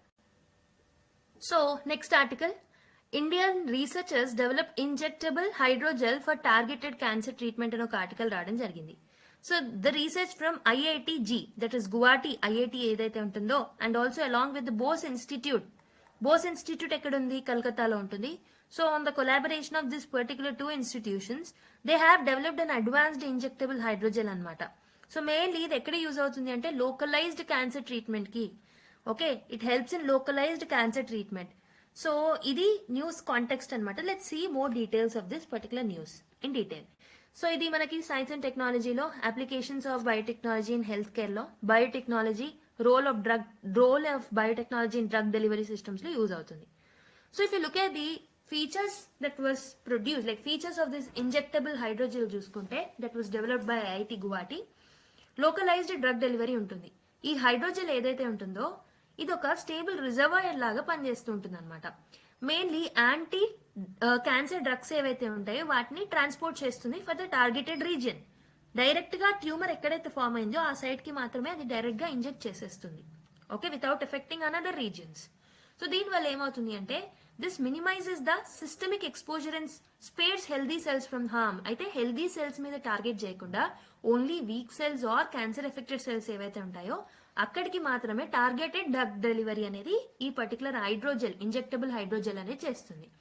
And it is a water based polymer అనమాట. ఈ హైడ్రోజెల్ ఏదైతే ఉంటుందో ఇది it mimics the living tissues. దాని వల్ల బయో కంపాటబిలిటీ, ఫర్ ఎగ్జాంపుల్ ఏదైనా ఎక్స్టర్నల్ డ్రగ్ వచ్చినప్పుడు దాని కంపాటబిలిటీ మ్యాచ్ చేయడం కష్టం అనమాట. కానీ ఈ హైడ్రోజెల్ అనేది ఆల్మోస్ట్ ఒక లివింగ్ టిష్యూ లానే ఉంటుంది కాబట్టి బయో కంపాటబిలిటీ ప్రాబ్లమ్స్ కూడా ఉండవు. Okay, and it absorbs and retain fluids. దానివల్ల డ్రగ్ రిటెన్షన్ బాగుంటుంది అండ్ రిలీజ్ అయ్యే టైంలో కూడా ఎఫెక్టివ్ గా ఆ పర్టికులర్ ఏరియాలో ప్రాపర్ గా రిలీజ్ అవుతుంది. అండ్ కంట్రోల్డ్ రిలీజ్ మెకానిజం ఉంటుంది. So it response to the elevated levels of okay glutathione glutathione ఏదైతే ఉంటుందో దాని ఒకవేళ అది ఎలివేట్ అవుతే ఎలా రెస్పాండ్ అవ్వాలో అలానే రెస్పాండ్ అవుతుంది అనమాట. So this is a molecule which is abundant in tumour cells. So మనకి గ్లూటాథయోన్ ఏదైతే ఉంటుందో so this is abundant in tumour cells అనమాట. అయితే ఈ పర్టికులర్ హార్మోన్ ఏదైతే మాలిక్యూల్ ఏదైతే ఉంటుందో అది ఇంక్రీజ్ అయ్యేటప్పుడు ఎలా రెస్పాండ్ అవ్వాలి, అది తగ్గినప్పుడు ఎలా రెస్పాండ్ అవ్వాలి అనేది హైడ్రోజెల్ ఇంజెక్టబుల్ హైడ్రోజెల్ ఏదైతే ఉంటుందో దానికి బాగా తెలుసు అనమాట. దానివల్ల it ensures precise drug delivery and it helps. ఎందుకు ఇంకొక mechanism or feature of this hydrogel ఏంటంటే insolubility in the biological fluids. ఈ hydrogel it always remains localised at the injection site. So దానివల్ల it prevents the dispersions of drugs into the surrounding healthy tissues. నేను already చెప్పినట్టు ఇది only targeted drug delivery చేస్తుంది కాబట్టి living cells ఏవైతే ఉన్నాయో healthy cells ఏవైతే ఉన్నాయో వాటికి ఎలాంటి ఎఫెక్ట్ అనేది ఉండదు అనమాట. So these are certain features of this injectable hydrogel that is developed by IIT Guwahati. What is the significance of this particular research? దీనివల్ల క్యాన్సర్ ట్రీట్మెంట్ అనేది రెవల్యూషనలైజ్ అయింది. హైడ్రోజెల్ ఏదైతే ఉంటుందో it is serving as a safer alternative to systemic chemotherapy. Okay, కీమోథెరపీకి ఒక alternative గా మనం దీన్ని తీసుకోవచ్చు. కీమోథెరపీ వల్ల హెల్దీ సెల్స్ అనేవి ఎఫెక్ట్ అవుతాయి, కానీ ఈ హైడ్రోజెల్ ట్రీట్మెంట్ వల్ల ఇంజెక్టబుల్ హైడ్రోజెల్ వల్ల ఓకే కీమోథెరపీకి ఉన్న నెగిటివ్ ఎఫెక్ట్స్ అన్ని ఇక్కడ తగ్గించేస్తున్నాం. ఇది ఒక ప్లాట్ఫామ్ లాగా పనిచేస్తుంది for further innovations also in the localised drug delivery system. Okay, and also indigenous research ని కూడా ఇది బూస్ట్ చేస్తుంది.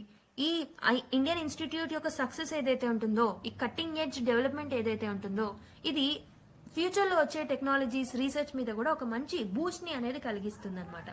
Okay, sustainability and cost effectiveness. So ఈ water based polymer based materials ఏవైతే ఉన్నాయో దీనివల్ల it potentially reduces the production cost also. దీనివల్ల ఈ అడ్వాన్స్డ్ ట్రీట్మెంట్స్ మోర్ అఫోర్డబుల్ గా మారుతాయి. మరి వాట్ ఆర్ ద ఛాలెంజెస్? ఏం ఛాలెంజెస్ ఉన్నాయి? క్లినికల్ ట్రయల్స్ లో కొన్ని ఛాలెంజెస్ ఉన్నాయి. ఈ హైడ్రోజెల్ ఏదైతే ఉంటుందో ఇది lot of rigorous clinical trials ని అండర్గో అవ్వాలి. First of all clinical trials అనేవి జరగాలి in order to know whether it is safe or not. కాబట్టి ప్రస్తుతం వెంటనే దీన్ని మనం హ్యూమన్స్ లోకి తీసుకురాలేము. That is one problem. Scalability. ఈ హైడ్రోజెల్ ని మాస్ లెవెల్లో ప్రొడ్యూస్ చేయాలి అని అంటే while maintaining the quality that is un unaffordable thing. చాలా ఛాలెంజెస్ ని మనం పోస్ట్ చేస్తున్నాం అనమాట. Like we can face many challenges because of the scalability of this thing and expanding application. So further research అనేది అవసరం. We have to explore its use for other diseases also. Okay, autoimmune disorders కి use చేయొచ్చా, localised infections కి use చేయొచ్చా అనేది మనం test చేయాలన్నమాట. So these are certain challenges with respect to that. Okay, so let us look at another article, poverty trafficking in Bengal. Okay, link to climate change అని చెప్పేసి కొంతమంది experts అంటున్నారు. అయితే this article is speaking about how climate change is contributing to socio economic vulnerabilities. So దీనివల్ల human trafficking మనం west బెంగాల్లో పెరగడం చూసాం, పావర్టీ కూడా పెరుగుతుంది. So let's see. సో అసలు ఎలా పెరుగుతుంది అని అంటున్నారంటే, for example what is the impact of climate change in Bengal. So the writers are highlighting that మనకి బెంగాల్ అండ్ అదర్ రీజన్స్ లో ఫ్రీక్వెంట్ సైక్లోన్స్ వస్తున్నాయి. For example Amphan, cyclone Yaas, cyclone Dana. So ఈ cyclones ఏవైతే ఉన్నాయో ఇవి it is creating devastating effect on the livelihoods of the people. Especially మనకు Sundarban region లో ఉన్న వాళ్ళకి ఎక్కువ ఎఫెక్ట్ అనేది వస్తుంది అనమాట. అయితే దీనివల్ల ఏమవుతుంది, people are going to migrate. Okay, ఇలాంటి డిజాస్టర్స్ ఫ్రీక్వెంట్ గా వచ్చినప్పుడు వాళ్ళు మైగ్రేట్ అవ్వాలని చూస్తారు. ఇలా మైగ్రేట్ అయినప్పుడు because of the climate change, because of the disasters, as they are getting migrated, these people are becoming more vulnerable to exploitation. ఈజీగా exploit అవుతున్నారు అనమాట, అండ్ ఈజీగా వాళ్ళని ట్రాఫికింగ్ చేసేస్తున్నారు. So that is one thing that is highlighted in this article. Next is trafficking and vulnerabilities. So poverty ఏదైతే ఉంటుందో and other issues like limited access to resources, ఇవే trafficking కి కారణం అవుతున్నాయి. So people are poor and most of the times people are having lack of access to the resources. దీనివల్ల ఈజీగా trafficking కి గురవుతున్నారు అనమాట. మెయిన్ గా ఇందులో ఉమెన్ అండ్ చిల్డ్రన్ ఎవరైతే ఉంటారో, so these people are most affected అనమాట. ఓకే, ఫాల్స్ ప్రామిసెస్ ని వాళ్ళకి ఇస్తున్నారు, జాబ్స్ ఇప్పిస్తామని, బెటర్ లివింగ్ కండిషన్స్ ఇస్తామని, అలా వీళ్ళని ట్రాప్ చేస్తున్నారు. If you look at the NCRB data with respect to this, so NCRB data is telling that trafficking cases in Bengal are remaining significant. Okay, many victims ఎవరైతే ఉన్నారో వాళ్ళు ఎక్కువగా women and children ఉంటున్నారని NCRB data చెప్తుంది. And report is also suggesting that that is an increase in trafficking survivors also.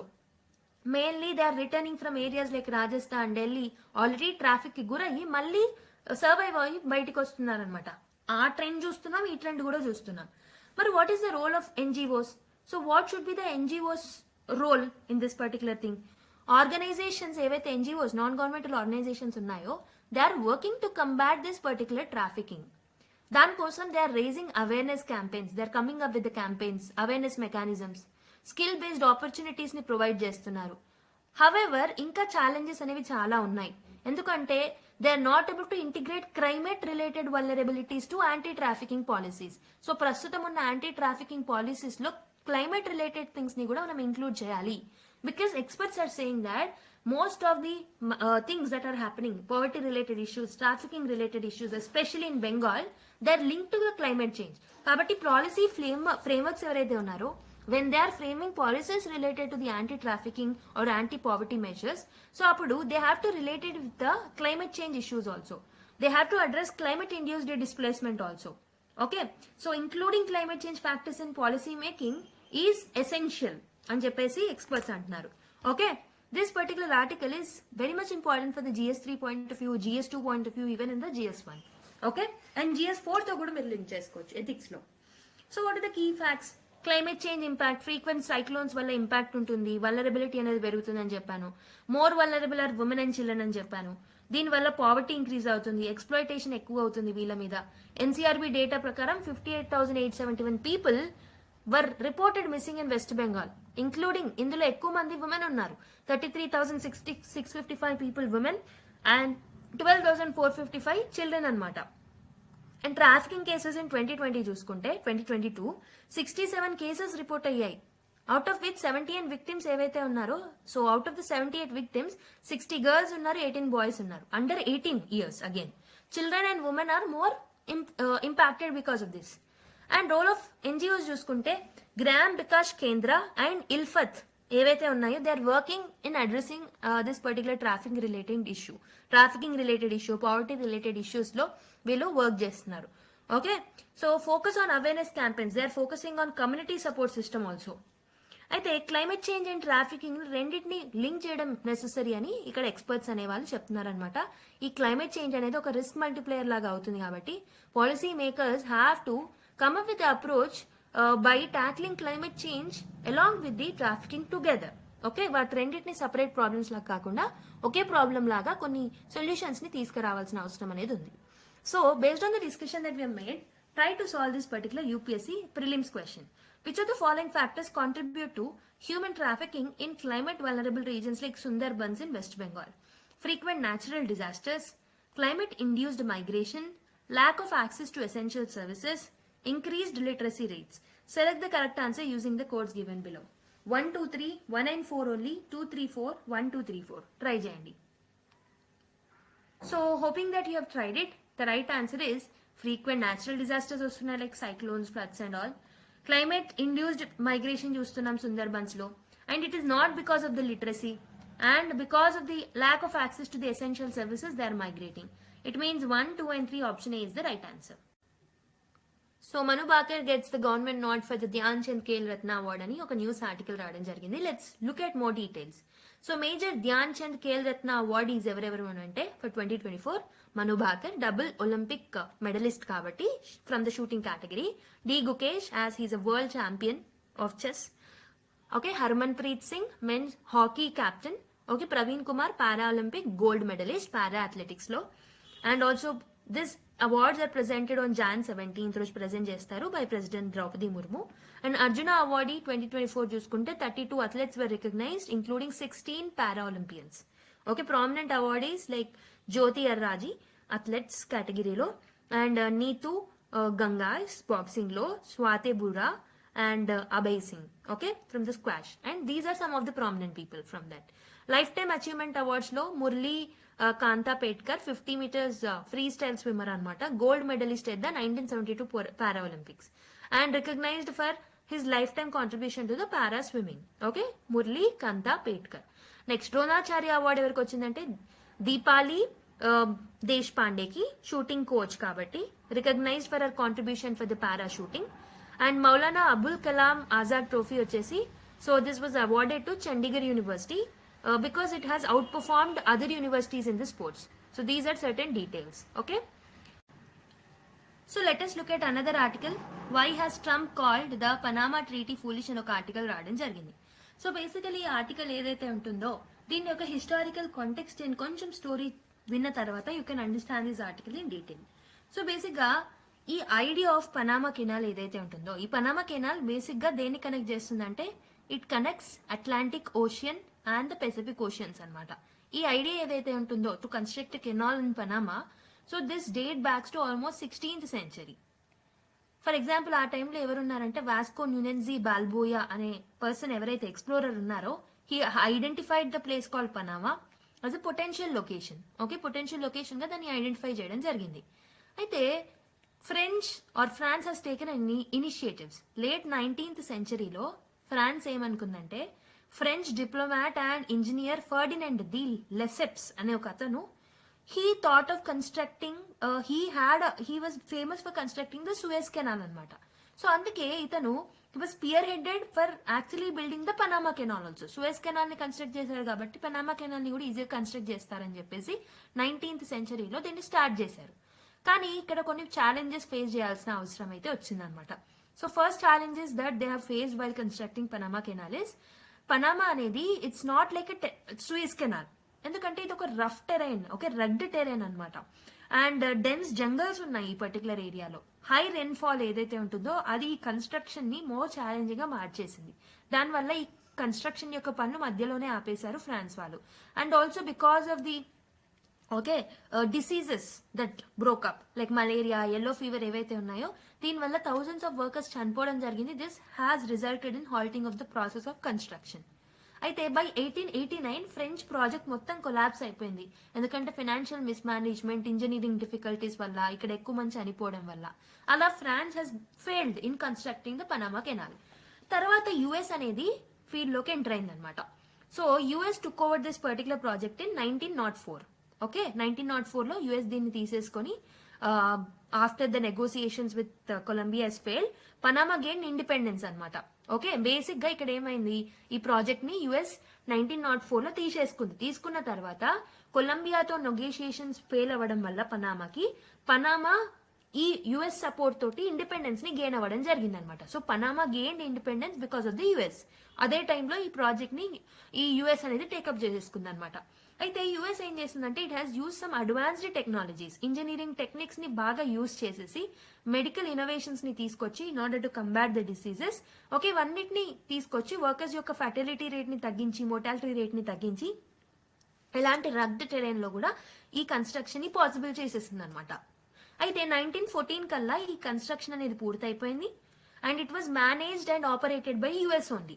Okay, it has the sovereignty over the US country only main గా. కానీ 1977లో ఏమైందంటే there was a treaty that was sign. 1977లో there was a treaty that is also known as Torrijos Carter treaties అనమాట. Okay, Torrijos Carter treaty అని అంటాము.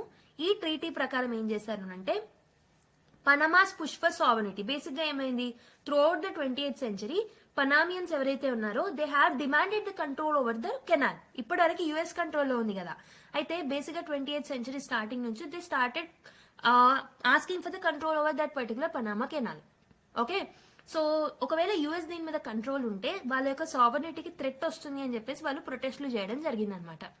అయితే anti US sentiments 1960s to 1970s grow అవ్వడం వల్ల 1977లో ఈ ట్రీటీని వాళ్ళు సైన్ చేసుకోవడం జరిగింది.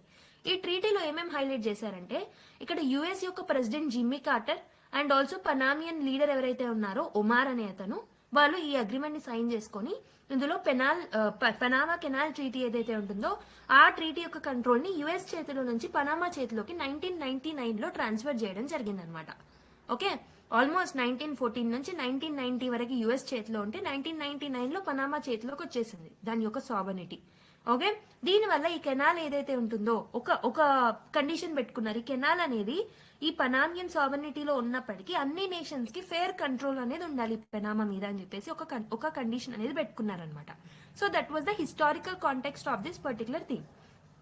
కానీ ఇప్పుడు ప్రస్తుతం ఇది ఎందుకు న్యూస్ లో ఉంది అని అంటే రీసెంట్ కాంట్రవర్సీ ఏంటంటే, so there are some criticisms of this particular treaty that was made.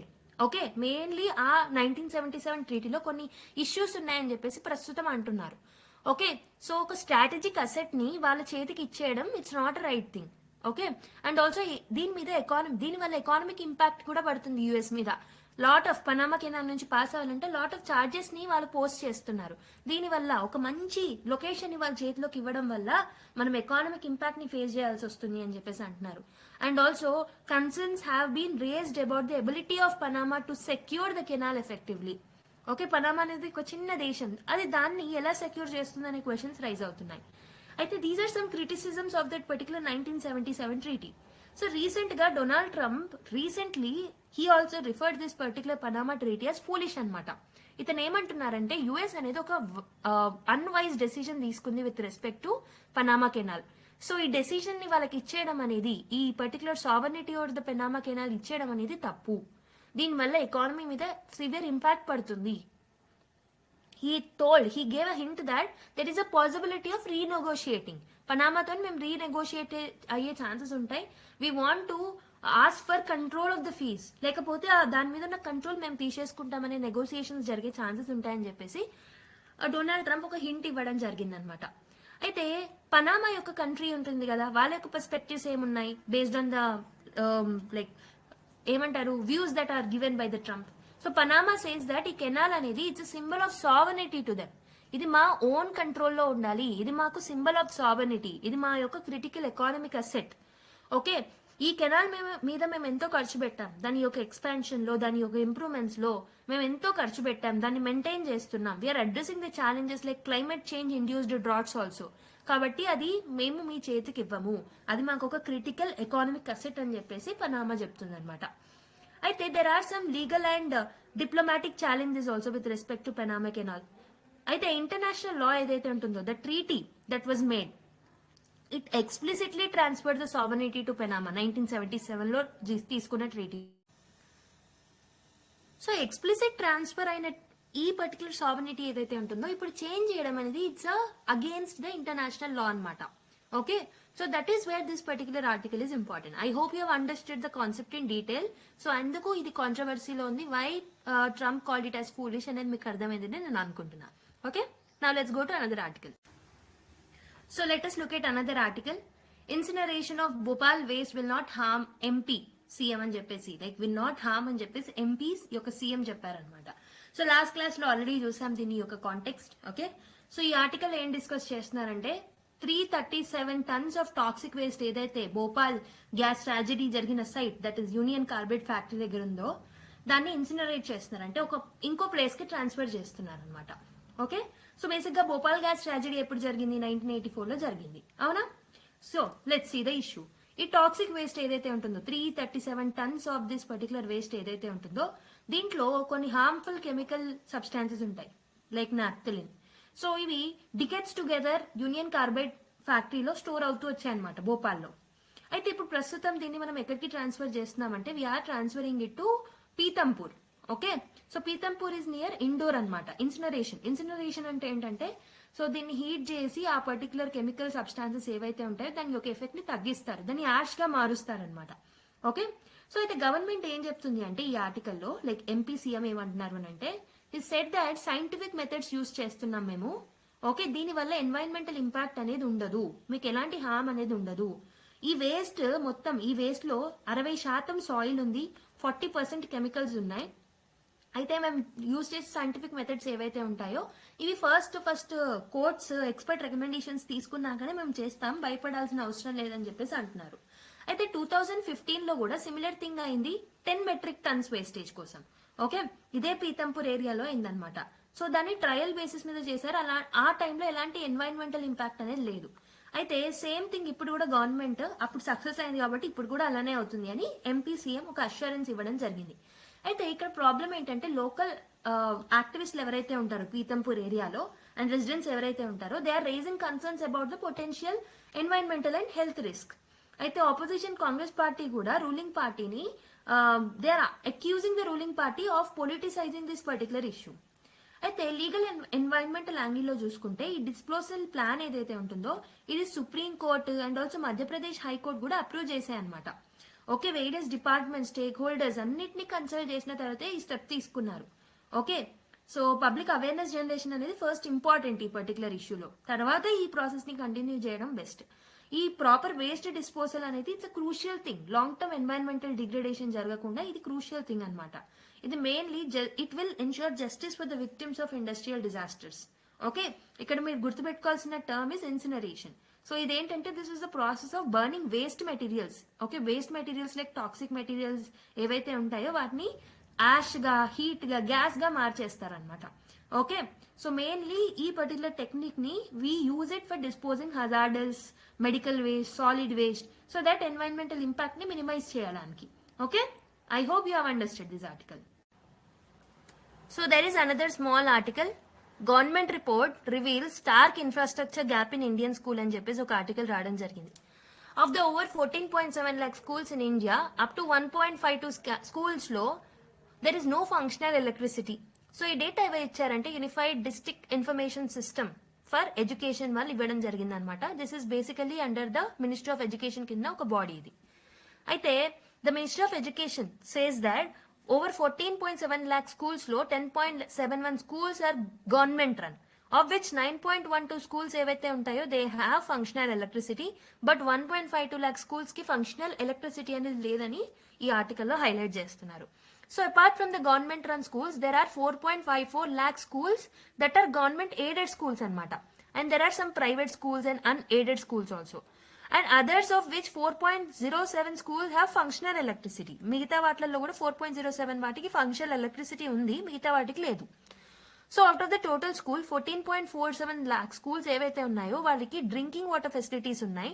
Okay, but in only 14.11 lakh schools the drinking water facilities are functional. Okay, so out of the 10.17 lakh government schools లో functional drinking water facility అనేది only 9.78 lakh schools కి మాత్రమే available ఉంది. So out of the 4.46 government aided and private schools ఏవైతే ఉన్నాయో దాంట్లో 4.33 lakh schools కి functional drinking water facility ఉంది. అయితే టాయిలెట్స్ రిగార్డింగ్ చూసుకుంటే 14.71 lakh schools లో 14.050 lakh schools కి టాయిలెట్ ఫెసిలిటీస్ ఉన్నాయి, కానీ ఇందులో ఓన్లీ 14.04 lakhs టాయిలెట్స్ మాత్రమే ఫంక్షనల్ గా ఉన్నాయన్నమాట. అయితే ఈ రిపోర్ట్లు ఇంకేం పేర్కొంటున్నారంటే 67,000 స్కూల్స్ ఏవైతే ఉంటాయో ఇవి they are operating without the functional toilets. Okay, అందులో మెజారిటీ 46,000 అనేవి గవర్నమెంట్ స్కూల్సే. ఓకేనా, అయితే ఈ కండిషన్ అనేది ఇంకా వర్స్ట్ ఉంది when it comes to providing disabled friendly facilities. So disabled friendly infrastructure development లో ఇంకా పూర్ ఉన్నాయి government schools. Only 10 lakh government schools లోనే ఈ డిసేబుల్డ్ ఫ్రెండ్లీ టాయిలెట్స్ ఉన్నాయన్నమాట. అయితే ఈ 10 lakh లో ఓన్లీ 3 lakhs ఉన్నాయి. సారీ, ఈ 10 lakh లో 10.1 lakh 3.3 lakhs లో మాత్రమే డిసేబుల్డ్ ఫ్రెండ్లీ టాయిలెట్స్ ఉన్నాయి, మిగతా వాటిల్లో లేవు. అయితే ఈ పర్టికులర్ డేటా మీరు ఏం చేయొచ్చు అంటే you can actually quote in your mains answers. Okay, so this will definitely justify your points when you're writing the answer. Okay, I hope you have understood this data. Now let's go to the last article. So the next news article is the last one. Government constitute panel to actually revise the base year of the wholesale price index అన్నమాట. అయితే ఈ particular news ఎందుకు వచ్చిందంటే Indian government ఏం చేసిందంటే ఒక 18 member panel ని constitute చేసింది సో దట్ ఈ WPA క్యాలిక్యులేట్ చేసే బేస్ ఇయర్ ఏదైతే ఉంటుందో దాన్ని రివైజ్ చేయొచ్చు అని. ఓకే, ఇంతకు ముందు బేస్ ఇయర్ ఎంత ఉంది 2011-12 అనేది ఉందన్నమాట బేస్ ఇయర్.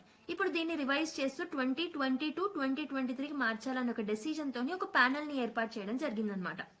సో దీనివల్ల ఏమవుతుంది అంటే WPIని అక్యురేట్ గా కరెంట్ మార్కెట్ రియాలిటీస్ తోని మనం లింక్ చేసుకొని డేటాని ప్రొడ్యూస్ చేయొచ్చు based on the present economic structures. అయితే who is the chairman of this particular 18 member panel అంటే మనకి డాక్టర్ రమేష్ చంద్ అన్నమాట. Okay, doctor Ramesh Chand is the head of this particular 18 member committee. So is a member of the NITI Aayog అనమాట. So what is the mandate that is given to this particular committee అంటే ఒక mandate వచ్చేసి commodity based review అనేది ఇవ్వాలి వీళ్ళు. Commodity based review అంటే ఏంటి? So they have to update the list of the commodities ఏవైతే ఉంటాయో WPI లో ఒక list of basket of commodities అనేవి ఉంటాయి. ప్రతి ఒక్క కమోడిటీని మనం అప్డేట్ చేయాల్సిన అవసరం ఉంది. కాబట్టి the first mandate for this particular committee is to update the list of the commodities that are included with respect to the WPI anamata. Okay, the second one is price collection system. So ప్రస్తుతం ఉన్న methods ఏవైతే ఉంటాయో okay which is used for gathering the price data వాటి యొక్క accuracy improve చేయడానికి కొన్ని mechanisms ని తీసుకురావాలని చెప్పేసి ఇంకో మ్యాండేట్ ఇచ్చారు. Third one is regarding the methodology. Okay they have to determine the appropriate computational techniques. Okay main గా డబ్ల్యూపీఏ క్యాలిక్యులేట్ చేయడానికి and also producer price index ని క్యాలిక్యులేట్ చేయడానికి ప్రాపర్ మెథడాలజీని ఈ కమిటీ సజెస్ట్ చేయాల్సిన అవసరం అనేది ఉందన్నమాట. And there is a transition to PPI. So they have to explore the feasibility of this PPI. PPI అంటే ఏం చెప్పాను, ప్రొడ్యూసర్ ప్రైస్ ఇండెక్స్ కి మనం షిఫ్ట్ అయితే బాగుంటుందా rather than wholesale price index. So దీనికి ఏదైనా ఫీజిబిలిటీ ఉందా అనేది చెక్ చేయాలన్నమాట. And the next mandate is they have to review and suggest improvements to the methods of computing the linking factors. Okay, main గా base years మార్చడం వల్ల ఎలాంటి impact ఉంటుంది అనే ఒక రివ్యూని కూడా వాళ్ళు ఇవ్వాల్సిన అవసరం ఉంది. సో ఎంత టైం లైన్ ఇచ్చారంటే ఈ ప్యానల్ కి ఓకే 18 months టైం ఇవ్వడం జరిగింది అనమాట from the date of the notification. So 18 months లోపు వాళ్ళు స్టడీ చేసి ప్రాపర్ రికమెండేషన్స్ అనేవి ఇవ్వాల్సిన అవసరం అనేది ఉంది. మరి ఈ బేస్ ఇయర్స్ ని ఎందుకు రివైజ్ చేయాలి, what is the significance of revising the base year? ఒకటి వచ్చేసి ఎకానమిక్ అక్యూరసీ. సో మనం ఏదైనా డేటా తీసుకొచ్చినప్పుడు ఎకానమిక్ అక్యూరసీ అనేది వెరీ వెరీ ఇంపార్టెంట్. కరెంట్ ఉన్న మార్కెట్ కండిషన్స్ ఏవైతే ఉన్నాయో వాటిని రిఫ్లెక్ట్ చేస్తూ డేటా అనేది ఉండాలి. And it helps in policy formulation also. So ఈ రివైజ్డ్ డబ్ల్యూపీఏ ఏదైతే ఉంటుందో దీనివల్ల పాలసీ మేకర్స్ కి హెల్ప్ అవుతుంది అనమాట in order to make the informed decisions with regards to monetary policy, economic planning and all. So and this particular thing will align with the WPI in the global best practices. Global లెవెల్లో కూడా ఎప్పటికప్పుడు base years ని update చేస్తుంటారు కాబట్టి global level కి match అవ్వడానికి కూడా help అవుతుంది అనమాట. So that is why this particular article is important. Mainly మనం GS3 పాయింట్ ఆఫ్ వ్యూ ఎకానమీకి లింక్ చేసుకోవచ్చు. Okay and directly will help in the prelims exam also. So this is the last article for discussion. I hope you have understood all the articles in detail. We had a comprehensive analysis of the Hindu newspaper and the important articles from the newspaper for the UPSC. Okay so PDF access కావాలి అంటే మన తారా IAS Telegram ఛానల్లో mention చేసి ఉంటుంది PDF. You can actually join the channel and you can have the access of PDF daily. Okay ఒక్కసారి మనము ఈ video చూసిన తర్వాత సో ఎవరైతే హోల్ వీడియోని ఎక్కువ టైం పెట్టి చూడలేరో at least watch it in 1.25x or 1.5x okay or 1.35. ఆ అడ్జస్ట్మెంట్స్ కూడా రీసెంట్ గా యూట్యూబ్ లో అప్డేట్ అయ్యాయి కాబట్టి you can watch by increasing the playback speed. So దానివల్ల మీ టైం సేవ్ అవుతుంది. మీరు ఈ వీడియో వినేటప్పుడు పీడిఎఫ్ ఓపెన్ చేసి have a glance to the PDF also. Long term లో మీకు ఏమవుతుంది, ఫర్ ఎగ్జాంపుల్ ఈ రోజు మనం Bhopal gas tragedy article discuss చేసాం, ఇంతకుముందు కూడా డిస్కస్ చేసాం కదా. ఇలా లాంగ్ రన్ లో 4 or 5 times చదివితే డెఫినెట్ గా లాంగ్ టర్మ్ మెమరీలో ఫిక్స్ అయిపోతుంది డేటా అంతా. ఓకే ఒకేసారి మంత్లీ మ్యాగజైన్ చదవడం వల్ల మీకు ఏమవుతుంది, you cannot remember the data and facts. But however, if you are watching the newspaper analysis in the long run, definitely it is going to help you. It is helpful for remembering the data also. Unknowingly మీకు data గుర్తుండిపోతుంది. Okay so అదన్నమాట ఈరోజు video. If you feel that the hard work behind this videos and content is helpful to you, definitely like చేయడం మర్చిపోతూ. And also your subscribe and notifications will definitely help our videos reach to the more needed people. And also it will give a sense of satisfaction to us because మేము చాలా efforts పెడుతున్నాం and you can actually see the efforts that we have kept and the views that we are getting. Okay మీరు మంచి likes ఇస్తేనే మా వీడియోస్కి reach అనేది ఉంటుంది అండ్ మోర్ పీపుల్కి బెనిఫిట్ అవుతుంది అనమాట. ఓకే నోటిఫికేషన్ బెల్ ఐకాన్ కూడా క్లిక్ చేసుకోండి. మేము వీడియో అప్లోడ్ చేసిన వెంటనే మీకు నోటిఫికేషన్ అనేది అందుతుంది మీ మొబైల్ ఫోన్కి ఓకే ఆర్ మీ డివైస్కి. సో నెక్స్ట్ క్లాస్లో మళ్ళీ కలుద్దాం మరి. Until then take care, bye and keep smiling everyone. Okay.